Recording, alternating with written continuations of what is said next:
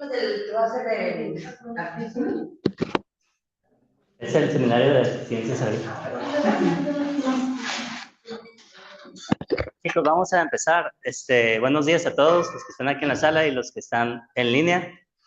Este es el seminario de ciencias agrícolas y hoy tenemos la presentación de la doctora Arely Pérez, que es postdoctorante de aquí del CIGNOR, del programa de agricultura en zonas áridas.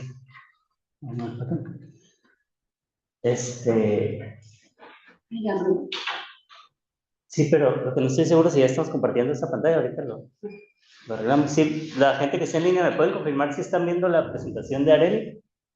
¿Es aquí? Está la pantalla, está arriba. En la derecha. Ahí. Bueno, no he escuchado, pero si alguien de que esté en línea. No se ve aún. Hola, no se ve. A ver, vamos a compartir la pantalla entonces. Gracias.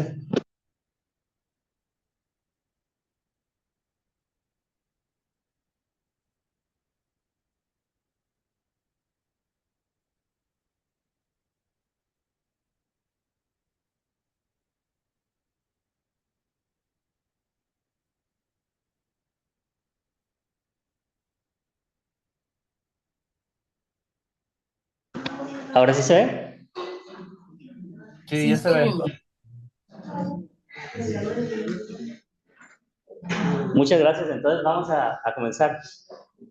Les platico un poco de la trayectoria de la doctora Arely. Es investigadora postdoctoral en el programa de agricultura en zonas áridas del CIGNOR, donde desarrolla investigación sobre el microbioma de plantas en ambientes desérticos. Mi grupo de trabajo de aquí estudió ingeniería biotecnología en el TEC de Monterrey, Campus Toluca, y realizó su maestría y doctorado en biología integrativa en el CIMBESTAB Irapuato, bajo la dirección de la doctora June Simpson.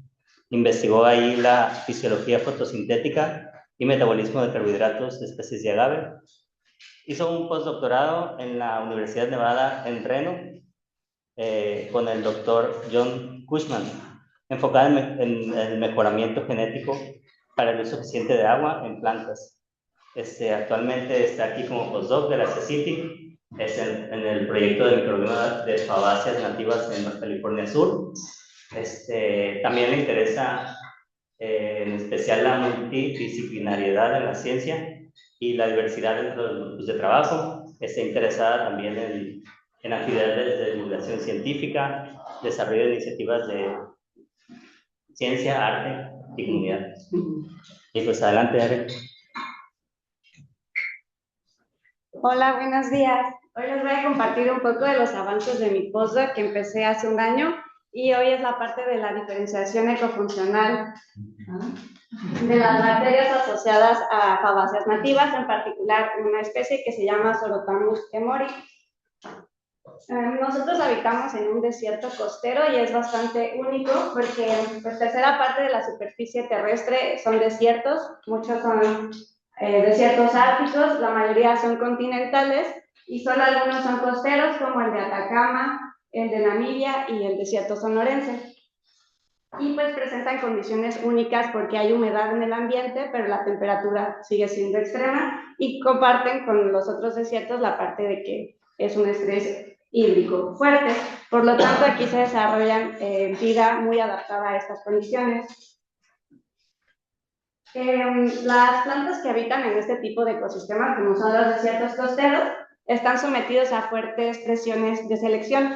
Aquí les puse algunas, por ejemplo, la aridez aquí en la región es menor a 200 milímetros de precipitación anual, con una temperatura máxima promedio de 37 grados al año. El suelo es bastante inestable en estas partes del desierto y en particular el lugar donde desarrollamos este proyecto es en las dunas del Mogote, que se caracteriza por tener vientos fuertes, un terreno inestable y también pues tenemos que es un nicho bastante particular que nos protege a la ciudad, esta barra arenosa que tenemos enfrente.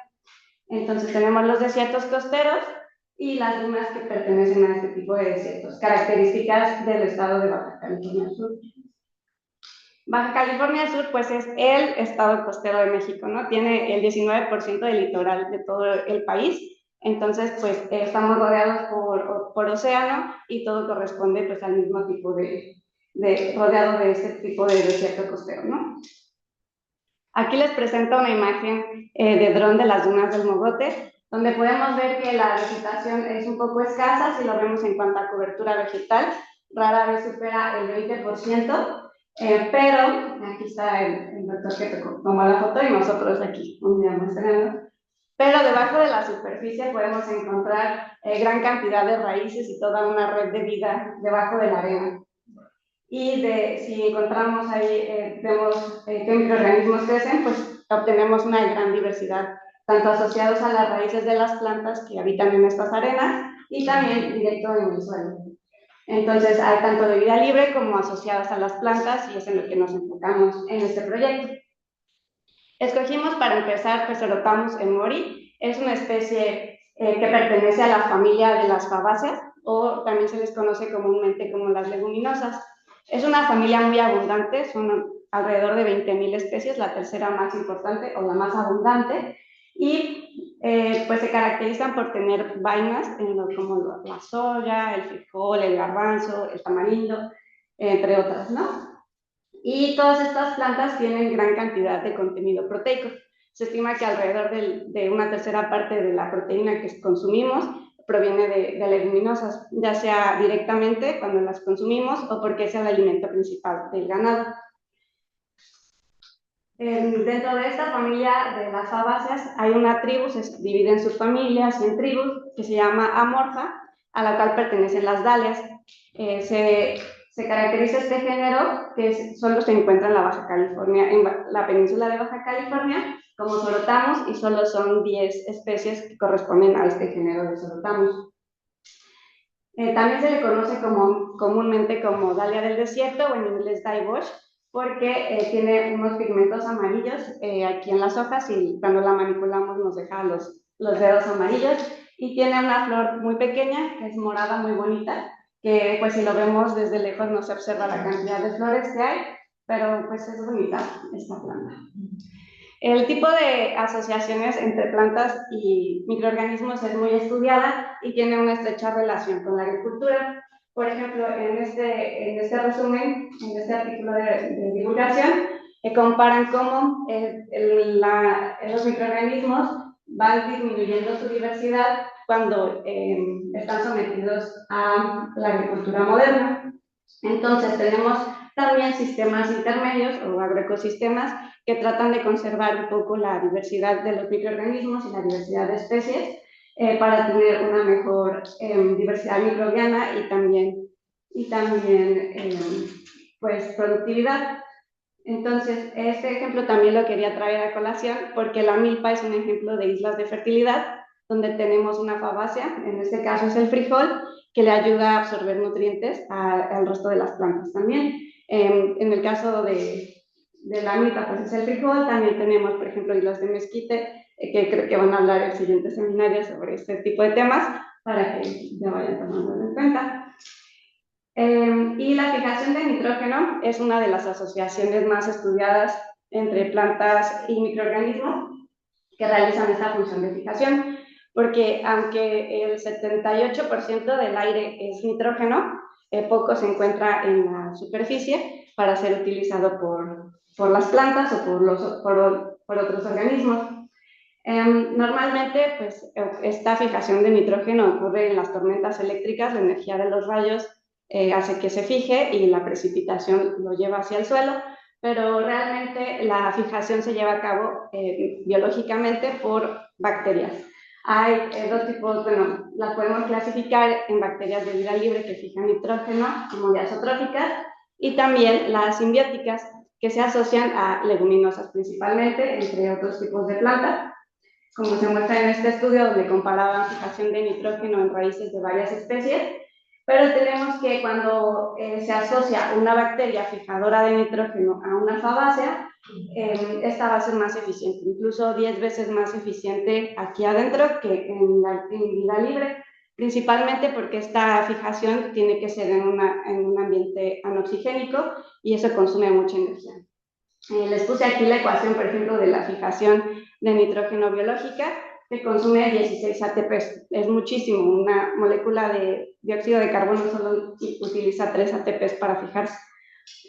Y por otro lado, también hay una gran producción de fertilizantes sintéticos a base de nitrógeno, que es esta fórmula más sencilla.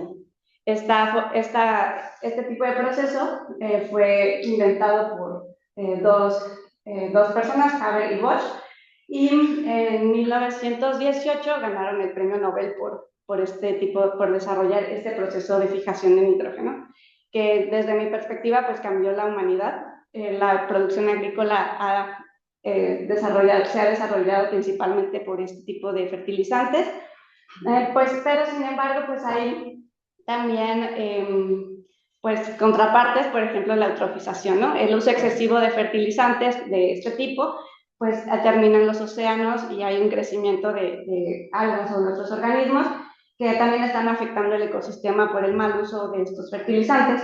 Entonces, pues tenemos estas dos opciones actuales y obviamente en este seminario vamos a enfocarnos más a la parte de fijación biológica.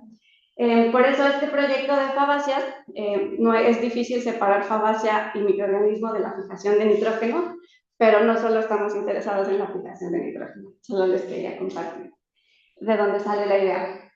A forma de antecedentes, pues también les quería resumir en esta diapositiva de que pues, vivimos en un lugar muy único, que es la Baja Sur, y es bastante reciente. En una animación de las eras geológicas y cómo van del 500 millones de años hasta la actualidad, y vemos cómo esto es Norteamérica, y pues aquí a los 300 todavía no estaba México como lo conocemos ahora. Y les puse algunos datos, por ejemplo, pues las bacterias tenemos que se originaron hace 3.800 millones de años y las plantas bastante después, a 470 millones de años, y las plantas con flores bastante tiempo después, ¿no? Las plantas con flores pues son las que son más abundantes, y en el caso de las fabáceas, como solo estamos en Morir, pues es bastante reciente, de 60 millones de años. La simbiosis, por ejemplo, de leguminosa y de Rhizobium es de 50 millones de años. El Golfo de California se empezó a formar hace solo 12 y el Mogote alrededor de 5 millones de años. Entonces, pues tenemos que hay alta presión selectiva, por eso también aquí hay gran cantidad de microendemismos, especies, porque pues, este ambiente nuevo que se ha creado está produciendo especiación y es un nicho bastante particular. Bueno, ahora sí, para el proyecto, pues tenemos que estoy estudiando la microbiota de Solotamus emori, principalmente en dos fracciones. Bueno, voy a referir a ella en dos fracciones, es el suelo o arena y las asociadas a la raíz. Asociadas a la raíz la voy a dividir en dos, en la rizósfera, que es la parte externa de la raíz, y los microorganismos endófitos que habitan adentro de la raíz. Entonces, lo que hicimos en el verano del 2024 fue aislar 90 cepas de estas dos fracciones y escogimos la mitad para caracterizarla más a fondo. Esta caracterización consistió funcionalmente en dos tipos de funciones: la biodisponibilidad de nutrientes y el antagonismo contra patógenos. Para la biodisponibilidad de nutrientes realizamos parte del aislamiento de las bacterias en medio NFB que carece de nitrógeno. Entonces los microorganismos que crecen en este medio son selectivos, es que fijan el nitrógeno del aire. Y también de ahí obtuvimos 17 cepas. Y también evaluamos en un medio diferencial de Pitopskaya bacterias solubilizadoras de fosfato. Agregamos a este medio una sal insoluble de fosfato tricálcico, y pusimos las cepas que estábamos analizando encima. Y si observábamos un halo, pues estaba disolviendo el fosfato del medio. En este caso, esta imagen podemos observar un color amarillo por el cambio de pH debido a los ácidos orgánicos para la solubilización, y en algunos casos una coloración morada por la solubilización enzimática de fosfatasa alcalina. También evaluamos el antagonismo hacia tres tipos de patógenos: bacteria gram negativo, bacteria gram positiva y contra hongos. Y pudimos observar que 7 bacterias tenían la función antagonista contra el gram negativo y 11 gram positiva. En ambos casos realizamos este tipo de ensayos Photon-Log, donde poníamos la cepa patógena en el agar y entonces su crecimiento se observa como esta turbidez, y cada una de las cepas las colocamos en spots. Si observábamos una inhibición, no crecía, pues no se ve turbio. Alrededor de la cepa, pues la asumimos como que es antagonista contra el patógeno. En el caso de los hongos hicimos una confrontación dual, donde en el centro colocábamos un bocado de fusarium y en 3 puntos la cepa, y veíamos que en algunos casos se inhibía este crecimiento del hongo hacia donde estaban los esporos. Con este análisis de funciones también hicimos un análisis ya post de datos de clusterización o agrupamiento, y pudimos evaluar estas 5 funciones, como les decía. Contra el antagonismo contra bacterias, gram negativo fue contra Pectobacterium brasiliensis, el gram positivo contra Claribacter michiganensis y el de hongo contra Fusarium oxysporum. Se identificaron molecularmente 11 de las 45 cepas evaluadas, y pudimos destacar géneros como Bacillus, Penibacillus, Acinetobacter, Bronchimonospora, y que las funciones estaban más cercanas a las de antagonismo en las mismas bacterias, por ejemplo los Bacillus, y la fijación de nitrógeno era como más independientemente de la posición filogenética. Este tipo de agrupamiento lo pude dividir más claramente en esta gráfica, porque pues podíamos tener bacterias que realizaran una de las 5 funciones evaluadas, 2 de ellas, 3, 4 o 5. Y obtuvimos que ninguna realizaba las 5 funciones. De las 24 combinaciones posibles, solo vimos estas 10, lo cual me pareció interesante. Quiere decir que hay una concurrencia de las funciones, y que varias de las bacterias, la mayoría, son multifuncionales, que realizan más de una función. Aquí en la parte superior de la gráfica pongo las cepas provenientes de raíz, de la fracción de raíz, y en verde más fuerte las del suelo. Quizás no alcanzan a ver, pero podemos ver que es diferente las fracciones, ¿no? La primera columna corresponde a las bacterias que no presentaban ninguna de las funciones evaluadas, y podemos ver que en su mayoría son de las cepas provenientes de la raíz, mientras que las bacterias provenientes de la fracción de suelo, el clúster más común fue el que realizaba contra antagonismo gram positivo, Claribacter, y la solubilización de fosfatos. También vimos que la proporción de bacterias que realizaban 4 de las funciones era igual en las 2 fracciones.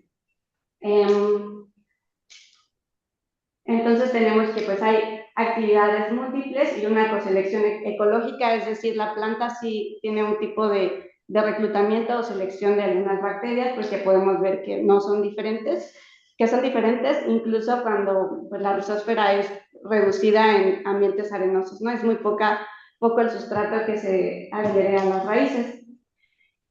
Aquí es otra forma de ver cómo es la distribución de funciones, y vemos en verde que en ambas fracciones la función más recurrente fue la solubilización de fosfatos. Esto quiere decir que puede ser que es una función muy necesaria en estos ambientes, y que necesitas que varias bacterias lo hagan para garantizar que se esté realizando esta función. Bueno, esa fue la parte inicial que hicimos para la caracterización del muestreo del 2024, pero ahora también estamos interesados en evaluar más a fondo el estrés osmótico. El estrés osmótico no solo se refiere a la sequía o al estrés hídrico, sino también al salino, que en muchos casos correlacionan.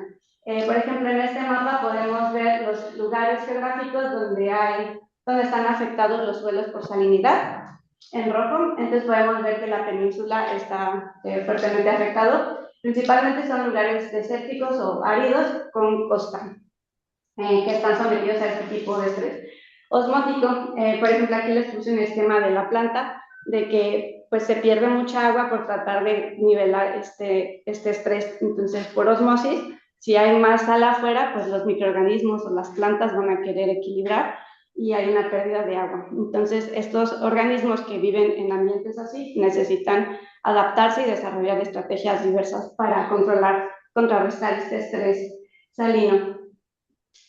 Lo que nosotros desarrollamos para evaluar la tolerancia a salinidad fue crecer las cepas aisladas en un gradiente de salinidad.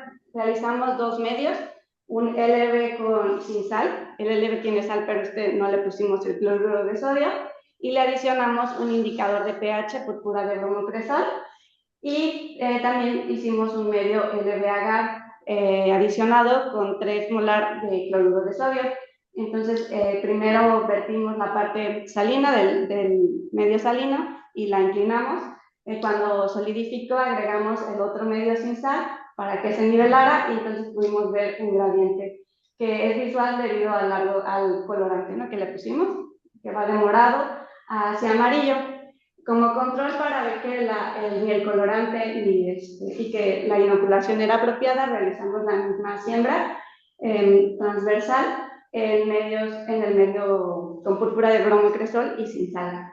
Y entonces la inoculación pues se realizaba de la parte de mayor sal a la que no contenía sal, y podemos ver por triplicado cómo es el crecimiento de las cepas. Esta imagen corresponde a unas cepas que presentaron una gran tolerancia a la sal. Las enumeramos para mejor manipulación. Por ejemplo, la 58 pues básicamente llega hasta el inicio de la inoculación. Nos dedicamos a medir la distancia que recorrían el crecimiento de estas bacterias y compararla con un control. En cada placa inoculamos 2 controles, Bacillus subtilis y E. coli aquí, para pues tratar de comparar entre placas y también para que sea replicable en otros lugares, porque son cepas estándar. Entonces pudimos ver que Bacillus es considerada halófita moderada.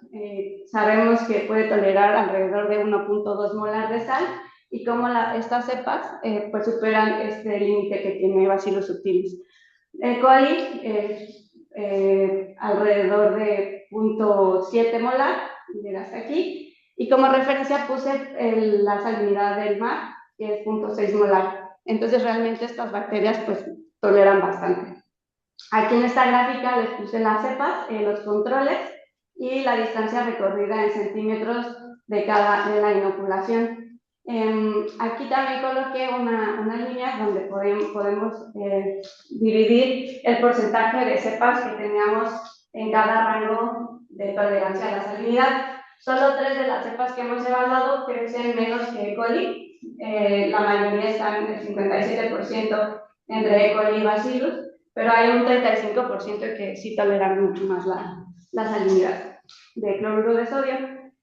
Para compararlo mejor contra el control, hicimos un coeficiente, dividíamos la distancia de la cepa entre la del control, aquí es contra E. coli, y por ejemplo la que les puse aquí, la 58, pues tenemos que tolera 58, pues 5 veces más que E. coli. Aquí está, 4 veces más. Y Bacillus subtilis como 1.2 veces más salinidad que Bacillus subtilis. Y esto pues seguimos haciendo las mediciones, es un preliminar. Por la parte de la tolerancia a la sequía, también estamos desarrollando otra estrategia, que es medir la acumulación de agua en colonias de las bacterias aisladas, utilizando la técnica de espectroscopía de terahertz en el Centro de Investigaciones Ópticas en León, con la doctora Mónica Ortiz. Hasta ahorita somos las que estamos haciendo los experimentos, por si a alguien le interesa colaborar. Lo que queremos identificar es cuánta agua puede acumular una colonia, y mientras estamos estandarizando la técnica podemos ver que las cepas tienen un índice de refracción diferente. Entonces incluso podemos diferenciar entre bacterias utilizando esta técnica y midiendo en conjunto su índice de refracción y su coeficiente de absorción ante estas longitudes de onda.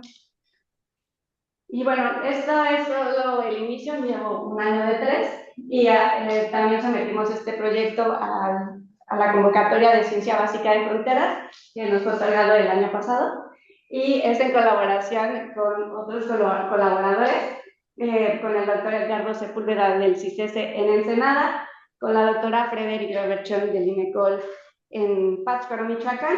Y aquí queremos pues no solo analizar la microbiota asociada a la dalia, sino también el metaboloma, correlacionarlo con la eficiencia del uso de agua y otras variables fisiológicas de la planta, y también pues hacer análisis de comunidades sintéticas. En el caso del CICES estamos trabajando con la misma especie, Serotamus emori, y tenemos un pariente cercano de esta dalia del desierto, que es la dalia versicolor, que está en bosques húmedos. Entonces va a ser interesante contrastar pues una planta bastante similar, como es su microbiota y su reclutamiento de microorganismos, entre otras funciones, ¿no? Entonces, pues ahí vamos. Como mensaje final de esta presentación, pues les quiero compartir que pues las bacterias realizan diversas funciones y las que se asocian a las plantas pueden tener aplicaciones hacia la agricultura. Y en el caso de lugares como la Baja Sur, pues tenemos que ya son condiciones futuras de cambio climático y ya hay organismos aquí adaptados, entonces entenderlos y estudiarlos pues nos puede ayudar. También los invito a escuchar el podcast donde sale el doctor Rocha en Sonoviápolis dando un poco más de información de salinidad. Y quiero agradecer pues a mi asesor, a la doctora Blanca del Laboratorio de Microbiología Ambiental, donde realizamos estos experimentos, a los dos estudiantes que hacen, bueno, ya no son estudiantes, son ingenieros bioquímicos recientes, que realizan los ensayos experimentales, y al grupo de nanotecnología e interacciones microbianas. Esta foto es de un muestreo que hicimos en el Mogote, donde todo el laboratorio me acompañó. Listo. Muchas gracias.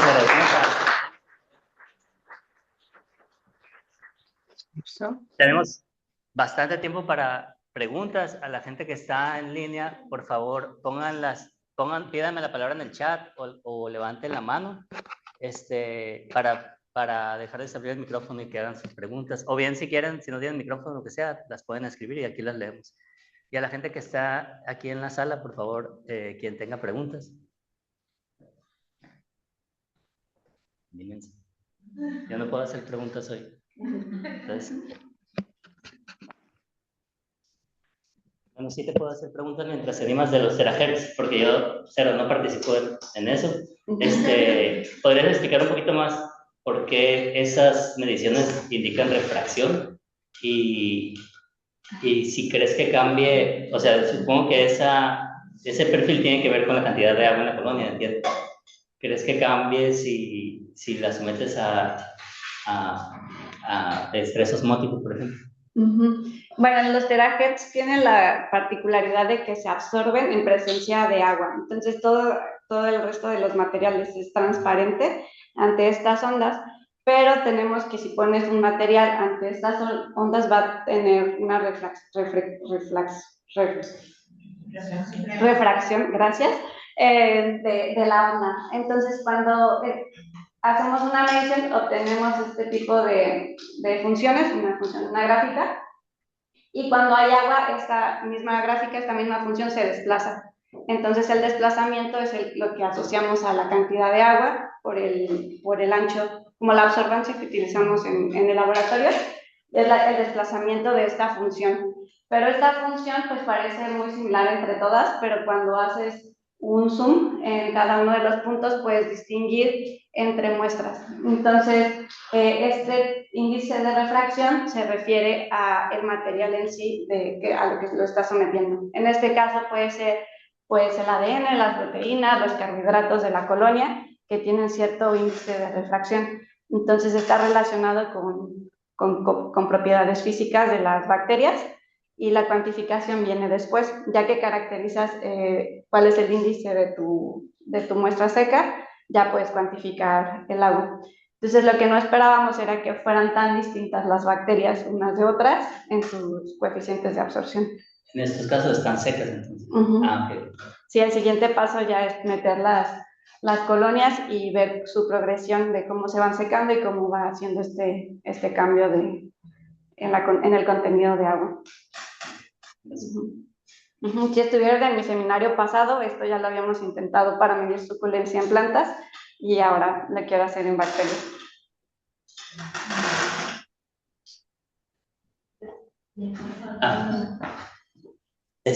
Tenemos una mano levantada. Adelante, puedes abrir tu micrófono, Ever. ¿Qué tal? Buenos días, ¿cómo están? Muchas gracias, Arely, Hola. por tu presentación. Oye, una duda, ¿vas a analizar alguna parte molecular, es decir, genes relativos al Anamox y a la nitrificación, etcétera? ¿O eso es un poco más adelante y lo van a hacer a nivel genómico, ya todo un proceso más completo? Sí, genes relacionados con qué me decías, perdón. Con el Anamox y la nitrificación. O sea, los genes Pues, NIF, el NIH, genes de ese tipo. ujú. Sí, por el momento tenemos planeado hacer la identificación del género de las cepas, de análisis metagenómico, para identificar cómo es la composición de la microbiota. Y también pues tenemos algunos primers con los que hemos evaluado esta fijación de nitrógeno. Fue el proyecto de residencias de Fabián, justo, para pues no solo tener esto de que si crece en el medio NFB ya es fijación de nitrógeno, sino también amplificar genes NIF y en el caso de la planta pues los NOF también.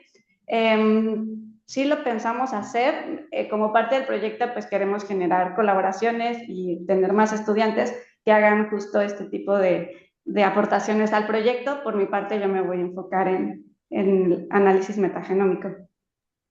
Ok, pero de 16S. De 16S, sí, como en este Ah, caso, ok. que fue de la B1 a la B9. Sí, digo, ¿no? Porque podrían incluso aprovechar la infraestructura de ahí de laboratorio de genómica. Digo, ahí hay un secuenciador. Y digo, si ya tienen cepas, incluso poder secuenciar cepas todo su genoma, ¿no? O sea, estaría genial que pudieran hacer eso. Y Sí, en ya que cuanto a... tengamos. Sí, perdón, sí, sí, sí, dime. No, sí, continúa. Ah, y bueno, y te quería preguntar también sobre los ensayos de antagonismo, pues no los de antagonismo, más bien los de tolerancia a salinidad. También podrían investigar en efecto qué tipo de genes relativos a la osmorregulación se pudieran estar prendiendo, ¿no? Y activando. Entonces, esa Sí, parte también, digo, sobre todo porque estás aislándolos de un medio relativamente salino, están pegados ahí al agua de mar. Entonces, seguramente tienen algunos sistemas de osmorregulación que van a ser muy interesantes que analicen. sí, justo. Medimos salinidad y sorprendentemente no era tan salina la arena, pero las cepas pues tenemos en diferentes gradientes de tolerancia, hasta halófitos, bueno, extremos no estoy segura, pero moderados sí, de débil y a lo tolerante, y en estos casos pues son estrategias diferentes de osmorregulación. Entonces sí, sería interesante ver si es osmorregulación por bombas de protones o por algún tipo de metabolito, de prolinas o Ajá, ¿no? sí, a Exacto. nivel genómico, pues ya Sí, sí, sí, sería sí. mejor evaluarlo justo. Sí, Vale, gracias por muchas las ideas. gracias. A ti. Gracias, tenemos tiempo para preguntas aquí en la sala.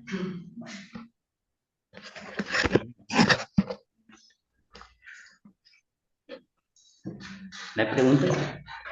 ¿Ya vamos? Dejas que todo muy claro, ¿quieres hacerles tu preguntas?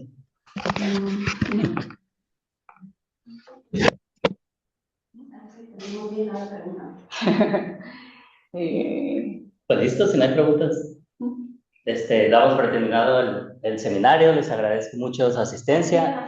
Hola, tenía una mano levantada. Qué Ah, pena. perdón, no la vi adelante. Disculpa, ¿qué tal? Buenos días. Quisiera preguntarte un poco respecto a, digamos que aquí hay algunos inconvenientes en algunos lugares que son precisamente con suelos muy salitrales, como por ejemplo Puerto Chale, por ejemplo. Entonces, digamos, ¿cómo podríamos, digamos, ayudar a hacer un consorcio o mejorar un consorcio, como lo ves tú, para, digamos, algunas especies o si se han pensado en algunas especies que sirvan pues para cultivarse dentro de estas zonas, por ejemplo? O, Sí, a o- nivel de plantas no he explorado en el caso de Puerto Chale, pero la colaboración con el CICC en Ensenada está enfocada en Laguna Salada, que también es un lugar con alta salinidad en Baja California, y aquí habita Sorotamus emori, ¿no? A nivel de microorganismos, pues solo estamos buscando por el momento asociado a plantas, Entonces, pues hay mucho trabajo que hacer. Hay muchas especies que nos gustaría evaluar y sí, no he leído la verdad más sobre qué tipo de plantas y estudios de microorganismos en Puerto Chale, pero toda la península pues comparte este tipo de condiciones. Ujú. ¿Tú consideras que si es posible, digamos, que un consorcio o, digamos, mantener un consorcio con una respectiva planta podría contribuir a mejorar el crecimiento de la planta en estos lugares? Sí, sobre todo estamos usando de referencia plantas nativas que ya tienen esta tolerancia y pues la idea es trasladar estos consorcios o estas interacciones a a plantas que no son de la región, ¿no? Agricultura de especies introducidas, que pueda ayudar también a su supervivencia en estas condiciones. Y esa es la parte pues, que más le llama la atención, de hecho, a mi asesor, lo de los consorcios microbianos, que vamos ya a estar trabajando pronto con estos aislados. Sí, de hecho es que en esas zonas, muy cerca de la playa, muy cerca al estero, crecen muy pocas fabáceas, muy poquitas, y muy pocas cactáceas, por ejemplo, pero así un poquito más hacia adentro, unos kilómetros hacia adentro, ya hay una gran variedad de plantas, entre ellas algunas comestibles. Entonces, digamos que también sería un buen enfoque poder promover algunas plantas que se puedan sembrar de tipo comestible o que produzcan algún tipo de material primario para que que contribuya a mejorar la calidad de la vida de las personas de esta zona. Sí, justo. El estudio de Romero López en 2004 identificó 5 especies de fabáceas en el mogote y escogimos Orotamus emori también porque este es dominante en las dunas frontales, es decir, próximo al mar. Y entonces ahí una de cada 4 plantas es Orotamus. Entonces está muy bien adaptada a estos ambientes. Y como dices, ya las zonas de transición, pues es donde encontramos esta diversidad mayor de especies. Ujú. Ok, muchas gracias. A ti. Oye, una pregunta ya, si no, ahí tiene nadie por ahí otra. Ah, sí, están levantando la mano, perdón. Adelante. A ver, déjame ver, no veo, es que aquí no veo las manos levantadas. Aquí Pero hazte por acá para que te escuchen. Y ahorita te damos la palabra, Ever.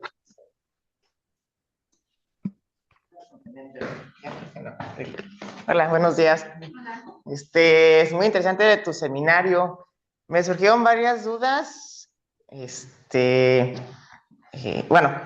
Una de esas es, por ejemplo, cuando hiciste los aislados microbiológicos, por ejemplo, en el caso de la raíz de los endofíticos, ¿hay formación de nódulos en estas fabáceas o no? ¿Y tomaste de ahí o de otras partes? Justo, esta especie solo se ha identificado nódulos en el mismo género en Sorotamus espinosus, que es un árbol.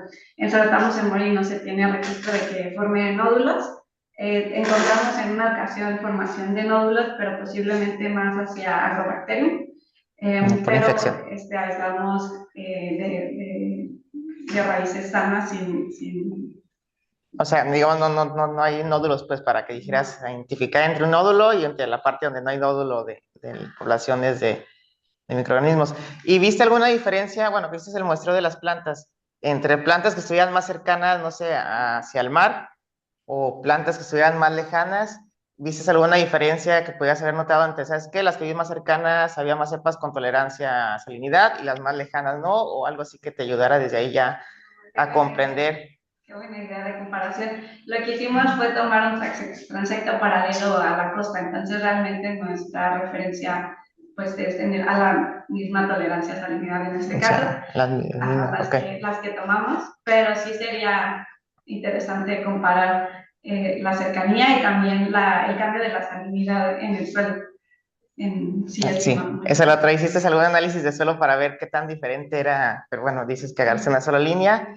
Y el suelo, hiciste análisis en el suelo como para ver qué tan salino es o qué no. Porque digo, puedes tener muchas sorpresas. Uno piensa que a lo mejor es alta salinidad y resulta que no, ¿no? Sí, vamos a mandar a hacer un análisis detallado, pero por curiosidad medimos pH, es ligeramente básico, casi 8, y la salinidad es menor al 1%. Entonces es baja, es baja. Esta planta, dices que mostraste en el mogote, ¿habita en otro hábitat?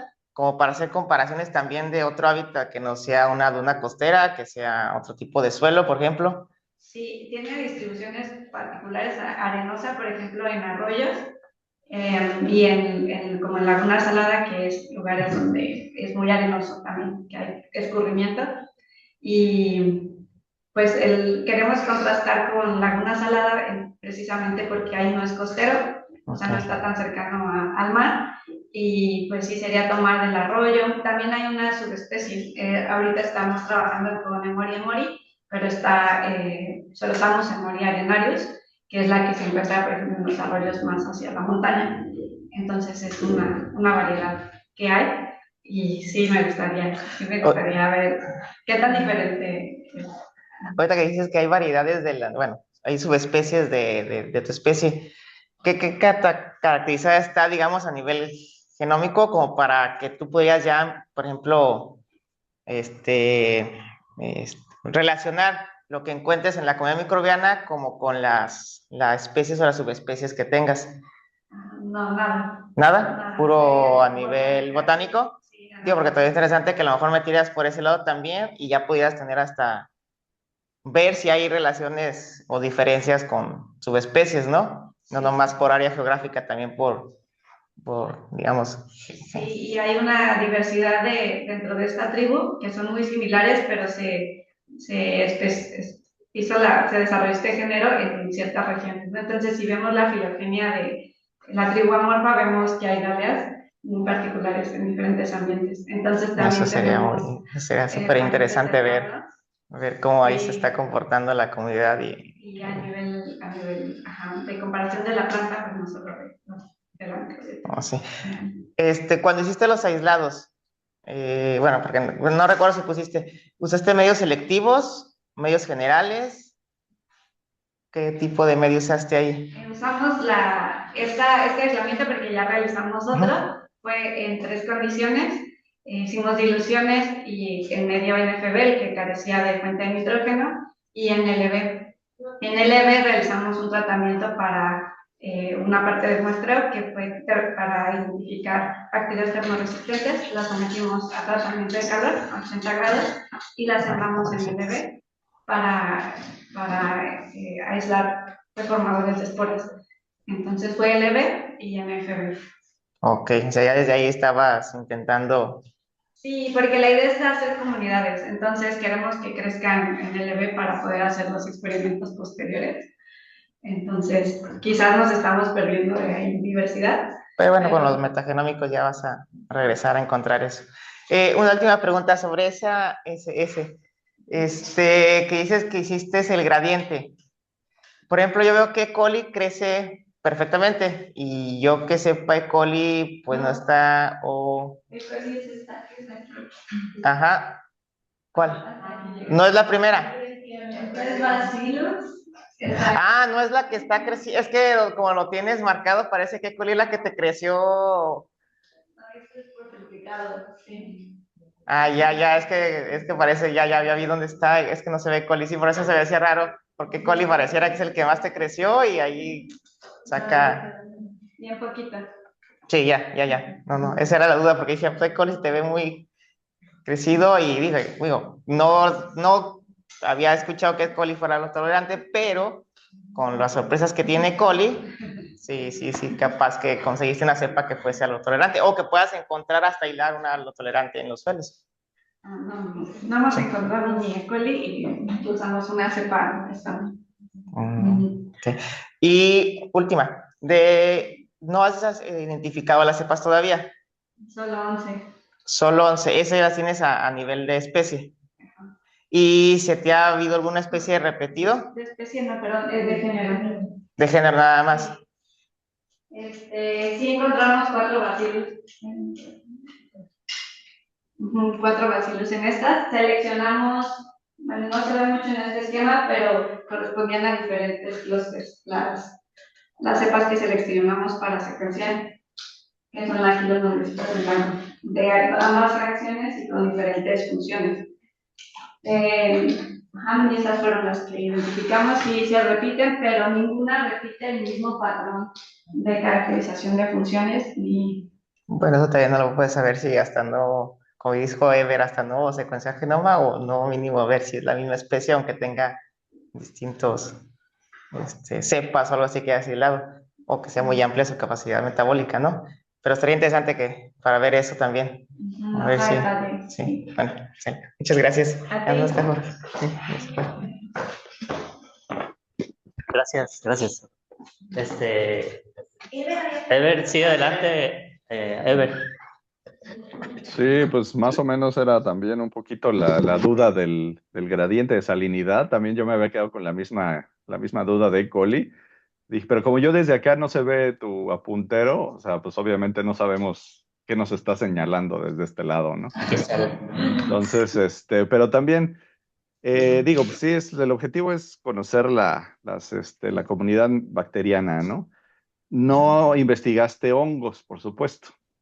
O sea, como tal, es decir, que estuvieran ahí. Y entonces, ¿por qué esta planta? O sea, ¿tiene alguna, eso es curiosidad así de desconocimiento total, ¿tiene alguna utilidad esta planta en particular? Pues ¿O solo solo? de que se utilizaba el colorante Ok. que genera, pero no sabemos otra utilidad, si se la puede comer el ganado. Ajá, no, eso es lo que estaba pensando. Pero Sí, no sabemos, está bastante inexplorada. órale, ok, bueno, pues sí, gracias. Pero la escogimos por el sitio en el que crece y por los servicios que puede hacer de servicios ecosistémicos también que puede tener y por el hábitat que tiene. Nos interesaba también que fuera fabácea porque se relaciona mucho con la fijación de nitrógeno y, Claro. y sí, es muy típica de aquí de la Baja Sí. en cuanto a Vale, gracias. Gracias. ¿Puedes señalar ahí lo que estabas mostrando aquí de la E. coli? Aquí es el coli, hasta acá. Es que como que se movió un poquito la etiqueta, ¿no? Sí. Es un puntito ahí que se ve. Tenemos tiempo para... Ok, no. Y esa fue la que más creció, ¿no? Tenemos otras. Tenemos tiempo para preguntas. Adelante, doctora Gorita. Sí, yo también.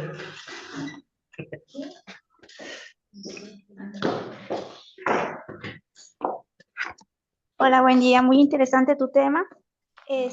Solo quiero preguntar, como cuánta en desarrollo, tiempo de desarrollo tiene esa planta, la edad de la planta. ¿Eso influye en las endofíticas per se de ese tipo de plantas o no tiene tanto impacto? Es algo que también nos gustaría saber porque tener consistencia en los muestreos. Ajá. Siempre que vamos al sitio la encontramos diferente. Entonces, es perenne, sí puede vivir varias temporadas, es arbustiva y encontramos individuos muy jóvenes, pero en ocasiones ya tiene un desarrollo radicular de metros, hasta 3 veces el tamaño de su área, la superficie hacia la raíz. Entonces, como son dunas, se va cubriendo con arena. Entonces, a veces son individuos bastante grandes, pero solo alcanzamos a ver una parte. Y hasta ahorita no hemos tenido, la verdad, tanto registro de el crecimiento de estas especies. Por ejemplo, ahorita que fuimos hace 2 semanas, encontramos muchos individuos jóvenes. Y en agosto sí eran un poco más grandes. Entonces, estamos pues nosotros haciendo un registro más o menos, pero está difícil saber la edad de las plantas o no sé. Y por ejemplo, ese tipo de plantas que tienen un nicho muy particular, ¿se pueden cultivar fuera de su nicho? Sí, nos gustaría intentar. Hicimos una colecta de semillas y la idea también es hacer crecimiento de las plantas acá, o in vitro, o en maceta. Es difícil, las especies nativas y las famosas son difíciles, pero pues esperemos tener éxito, sería bueno. Y otra pregunta, por ejemplo, en la temporada que hicieron la colecta del experimento, ¿qué características tenía? ¿Era un verano, era una primavera, era un invierno? ¿Y cómo el estrés de tipo abiótico afecta a una comunidad bacteriana sobre todo las endófitas, ¿no? Puede tener un efecto o no lo tiene, tomando en consideración también esa particularidad.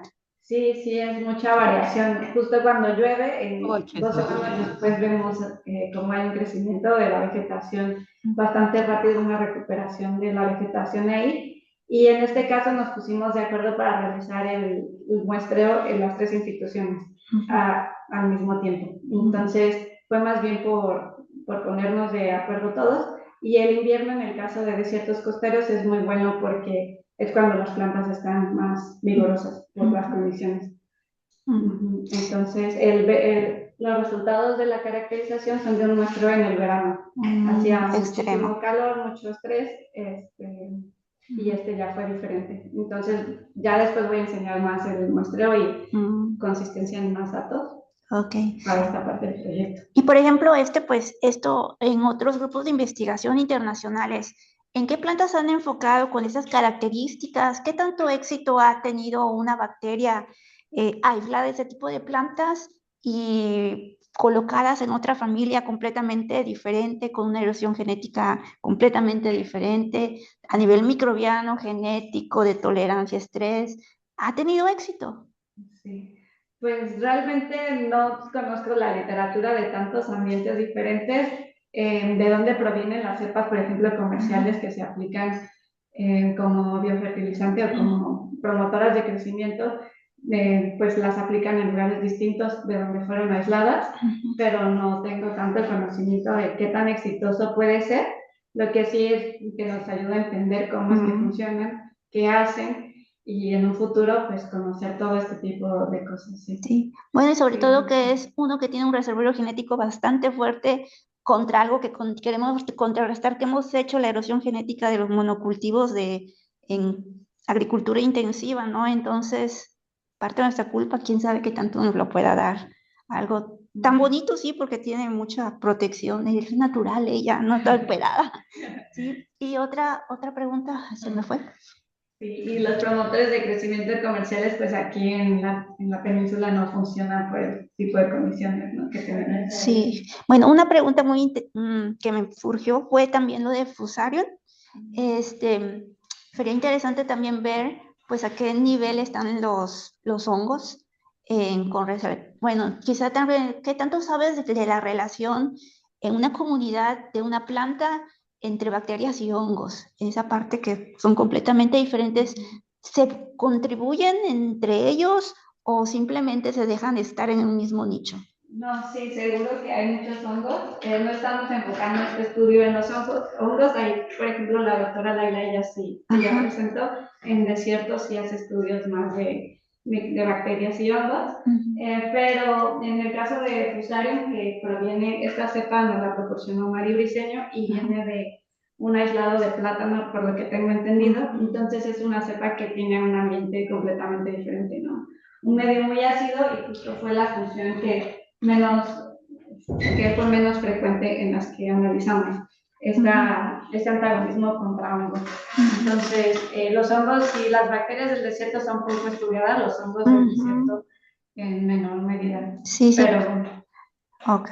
Sí, porque imagínate allí, pues hay muchos fusarios que son benéficos, otros que son patogénicos, ¿no? Y también el papel que pueden estar jugando las bacterias con respecto a estos microorganismos que forman parte también de la planta o del ambiente de la planta. Y bueno, esa parte, el fusarium de ese banano no es el virulento que se está reportando. La super cepa virulenta.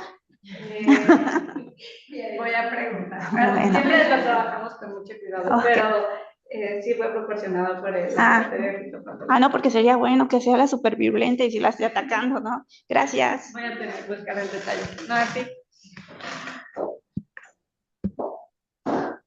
Gracias. Tenemos tiempo para una o dos preguntas más breves. Si quieren, tengo un comentario en el chat. Déjame ver. Vamos a entrar. Dice aquí, pregunta de la doctora Arabic, ¿cómo y cuándo pueden implicar sus resultados recibidos en laboratorio a la práctica? Supongo que es.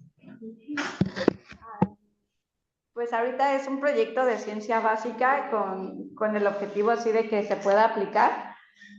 pero este tipo de desarrollos toman muchísimos años. No sé, por ejemplo, en un congreso de rizobiología vi que tenían, ya para tener un bioinoculante, al menos 10 años, ¿no? de desarrollo. Entonces, después vienen las formulaciones, es un proceso muy largo de buscarle la aplicación y que ahí sí nos gustaría, ¿no? establecer ya una línea de investigación hacia allá, pero por el momento esto es ciencia básica. Gracias.